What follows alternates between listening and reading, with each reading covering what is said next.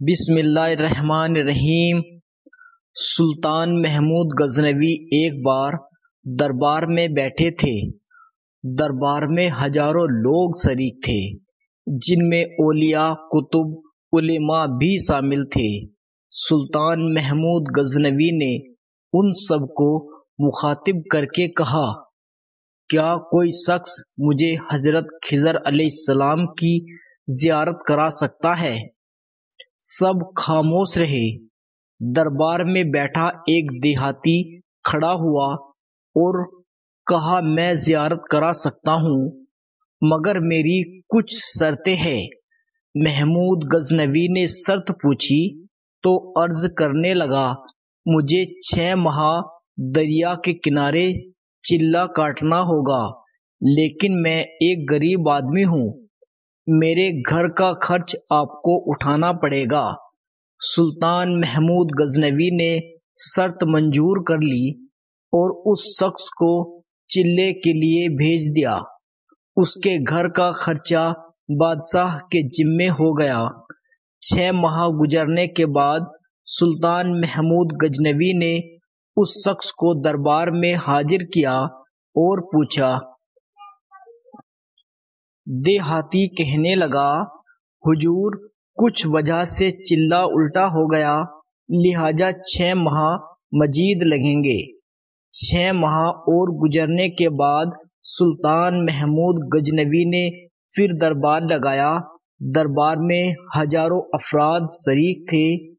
اس شخص کو دربار میں حاضر کیا گیا اور بادشاہ نے پوچھا، میرے کام کا کیا ہوا؟ یہ بات سن کر دیہاتی کہنے لگا، بادشاہ سلامت، کہاں میں گناہ گار اور کہاں خضر اللہ کا نبی؟ میں نے آپ سے جھوٹ بولا، میرے گھر کا خرچہ پورا نہیں ہو رہا تھا، بچے بھوک سے مر رہے تھے، اس لیے ایسا کرنے پر مجبور ہوا۔ سلطان محمود غزنوی نے اپنے وزیر کو کھڑا کیا اور پوچھا، اس شخص کی کیا سزا ہے؟ وزیر نے کہا، اس شخص نے بادشاہ کے ساتھ جھوٹ بولا ہے، لہذا اس کا گلا کاٹ دیا جائے۔ بادشاہ نے دربار میں ایک نورانی بزرگ تشریف فرما تھے، کہنے لگے، بادشاہ سلامت، اس وزیر نے بالکل ٹھیک کہا۔ بادشاہ نے دوسرے وزیر سے پوچھا، آپ بتاؤ۔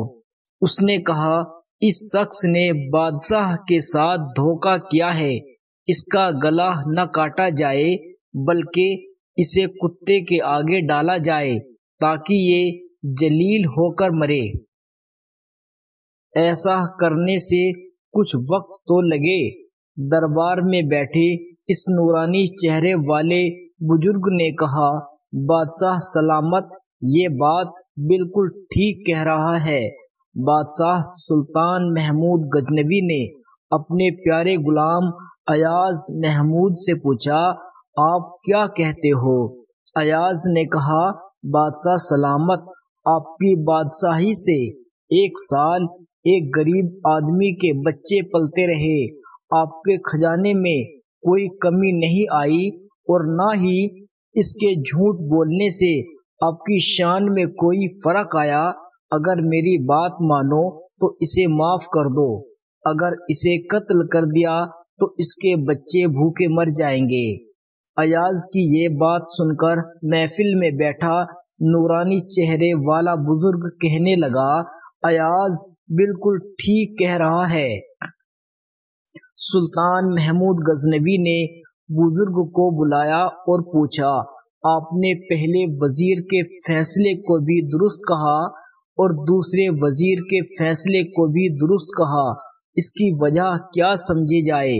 بزرگ کہنے لگے، بادشاہ سلامت، پہلے نمبر کے وزیر نے اس کا گلا کاٹا جائے، وہ قوم کا قصائی ہے اور قصائی کا کام گلے کاٹنا ہے اور اپنا خاندانی رنگ دکھایا۔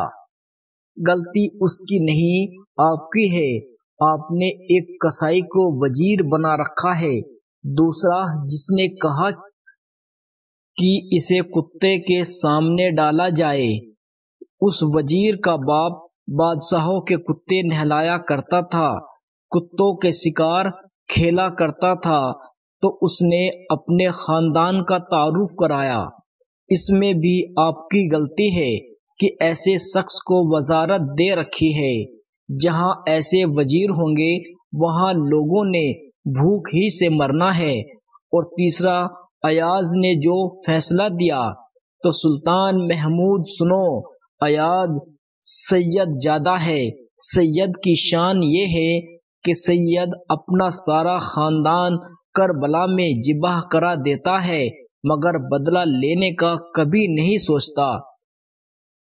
محمود غزنوی اپنے تخت سے کھڑے ہو جاتے ہیں اور ایاز کو مخاطب کر کے کہتے ہیں، ایاز، تم نے آج تک مجھے کیوں نہیں بتایا کہ تم سید ہو؟ ایاز کہتا ہے، آج تک کسی کو اس بات کا علم نہ ہو سکا کہ ایاز سید ہے، لیکن آج ان بزرگ نے میرا راز کھول دیا، آج میں بھی ان کا راز کھول دیتا ہوں۔ سنو بادشاہ سلامت، یہ درباری نورانی چہرے والا بزرگ کوئی عام ہستی نہیں ہے، یہی حضرت خضر علیہ السلام ہے۔ حضرت خضر علیہ السلام کہیں جا رہے تھے، وہ بوڑھے تھے، ان کے پاس کسی قسم کا ساز و سامان یا رقم نہیں تھی بلکہ خالی ہاتھ تھے۔ راستے میں انہیں ایک فقیر ملا، اس نے حضرت سے کہا، مجھے خدا کے نام پر کچھ دے دو۔ تو حضرت خضر علیہ السلام نے جواب دیا کہ میرے پاس تو کچھ بھی نہیں ہے۔ اس فقیر نے پھر کہا، مجھے اللہ کے نام پر کچھ دے دو۔ تو حضرت خضر علیہ السلام نے جواب دیا کہ بھائی، میں اس خدا کا نام لے کر تم سے کہتا ہوں کہ میرے پاس کچھ بھی نہیں ہے، میرے سامنے اتنا عظیم نام نہ لو۔ اس فقیر نے تیسری مرتبہ کہا کہ مجھے اللہ کے نام پر کچھ دے دو۔ تو حضرت خضر علیہ السلام نے جواب دیا، تو نے اتنی بڑی ہستی کا نام لیا ہے مگر میرے پاس کچھ بھی نہیں ہے، تو ایسا کر، میرے گلے میں رسی ڈال اور مجھے بازار میں لے جا کر فروخت کر دے اور میری قیمت اللہ کے نام پر لے لے، کیونکہ اللہ کا نام سننے کے بعد میں تجھے خالی ہاتھ نہیں لوٹا سکتا۔ اس فقیر کو کیا پتا تھا کہ یہ اللہ کا نبی ہے، یہ حضرت خضر علیہ السلام ہے۔ بہرحال کچھ پوچھے بغیر اس نے گلے میں رسی ڈال دی اور باندھ کر منڈی لے گیا۔ وہاں جا کر اعلان کرنے لگا کہ اس بوڑھے کو کون خریدے گا اور اپنا غلام بنائے گا۔ منڈی کے خریداروں میں ایک بوڑھا بندہ بھی تھا۔ اس نے سوچا، اب یہ بوڑھا کام کرنے کے قابل نہیں، اگر کسی اور نے اسے خریدا تو خوب کام لینے کی کوشش میں اس پر ظلم کرے گا، لہذا میں اسے خرید لیتا ہوں۔ یہ بندہ آگے بڑھا، اس نے حضرت خضر علیہ السلام کو خرید لیا اور اپنے گھر لے آیا۔ انہوں نے آقا سے پوچھا کہ اب کوئی کام بتائیے تاکہ میں اسے کر دوں۔ اس نے کہا کہ کوئی کام نہیں ہے، آپ آرام کیجیے۔ بہت ہی زیادہ اصرار کرنے پر اس نے کہا کہ کونے میں جو پتھر پڑے ہیں انہیں اٹھا کر حویلی کے دوسرے کونے میں ڈال دو۔ آقا نے سمجھا کہ غلام تو بوڑھا ہے، ایک دو پتھر اٹھانے کے بعد تھک جائے گا، آرام کرے گا اور یوں کئی دن اس کو اسی کام میں لگ جائیں گے۔ لیکن ہوا کیا اور کیسے ہوا اللہ ہی جانتا ہے۔ کچھ دیر بعد جب آقا واپس آیا تو سارے پتھر حویلی کے دوسرے کونے میں پڑے تھے۔ وہ حیران ہو گیا۔ اس بوڑھے نے کئی دنوں کے کام کو اکیلے چند گھنٹوں میں کر دیا۔ اس نے حیران ہو کر پوچھا کہ تم کیا چیز ہو اور تم کون ہو؟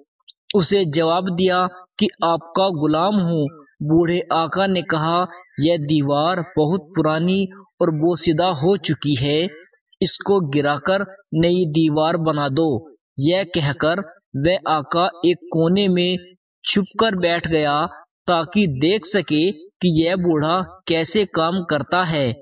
چنانچہ حضرت خضر علیہ السلام نے پرانی دیوار گرا دی، پھر ایک پتھر کو گارا لگا کر دیوار بنانے کے لیے رکھا اور پتھر کو اشارہ کیا تو پتھر ترتیب سے دیوار پر لگنا شروع ہو گئے۔ آنن فانن میں دیوار کھڑی ہو گئی۔ بوڑھا مالک دوڑ کر آیا اور اس سے پوچھا کہ آپ کون ہیں؟ انہوں نے کہا میں آپ کا غلام ہوں۔ اس بوڑھے آقا نے خدا کے لیے مجھے بتائیے کہ آپ کون ہیں؟ حضرت خضر علیہ السلام نے جواب دیا میں آپ کو بالکل نہ بتاتا، آپ نے خدا کا نام لیا ہے اس لیے اس عظیم ہستی کے نام کی وجہ سے بتاتا ہوں، میں خضر ہوں۔ وہ بوڑھا ڈر گیا، کہنے لگا آپ اللہ کے پیغمبر ہیں، مجھ سے گستاخی ہو گئی، بس آپ آزاد ہیں۔ یہ تھے وہ لوگ جو خدا کی نام کی اتنی لاج رکھتے تھے، تبھی تو اللہ نے اتنا بلند مقام عطا فرمایا۔ ہمیں بھی اللہ سے ڈرنا چاہیے، اللہ تعالیٰ کی لاج رکھنا چاہیے۔ حضرت جنید بغدادی رحمۃ اللہ علیہ فرماتے ہیں میرے دل میں ایک بار یہ خواہش پیدا ہوئی کہ میں ابلیس کو دیکھوں۔ پھر حضرت جنید بغدادی فرماتے ہیں کہ ایک روز میں مسجد کے دروازے پر کھڑا تھا کہ ایک بوڑھا شخص آیا جو دور سے ہی میری طرف دیکھ رہا تھا۔ جب میں نے اس کو دیکھا تو اپنے دل میں وحشت کا اثر محسوس کیا۔ جب وہ میرے نزدیک آیا تو میں نے پوچھا اے بوڑھے تو کون ہے کہ میری نظر وحشت کے اثر سے تجھے دیکھنے کی تاب نہیں لاتی اور تیری نحوست کی ہیبت میرا دل برداشت نہیں کر پا رہا؟ تو وہ بوڑھا کہنے لگا میں وہی ہوں جس کو دیکھنے کی تیرے دل کو خواہش تھی۔ وہ بوڑھا کہنے لگا حضرت جنید بغدادی فرماتے ہیں اس کا جواب سن کر میں نے اس سے پوچھا کہ وہ کون سی چیز تھی جس نے تجھے سیدنا آدم علیہ السلام کو سجدہ کرنے سے باز رکھا؟ وہ بوڑھا کہنے لگا اے جنید تمہارا یہ خیال ہے کہ میں غیر خدا کو سجدہ کر لیتا؟ حضرت جنید بغدادی اس کے جواب پر حیران ہوئے اور دل میں اس کا کلام اثر کرنے کو تھا کہ آپ کے دل میں الہام ہوا اے جنید اسے کہہ دو کہ تم جھوٹ بولتے ہو، اگر تو بندہ تھا تو اپنے رب ذوالجلال کے حکم سے باہر نہ ہوتا اور اس کی نافرمانی کے قریب نہ جاتا۔ شیطان نے میرے دل کی آواز سن لی اور چیخ ماری اور بولا اللہ کی قسم تو نے مجھے جلا ڈالا اور میری نظر سے غائب ہو گیا۔ اللہ رب العزت ہمیں تمام گناہوں سے باز آنے کی توفیق عطا فرمائے۔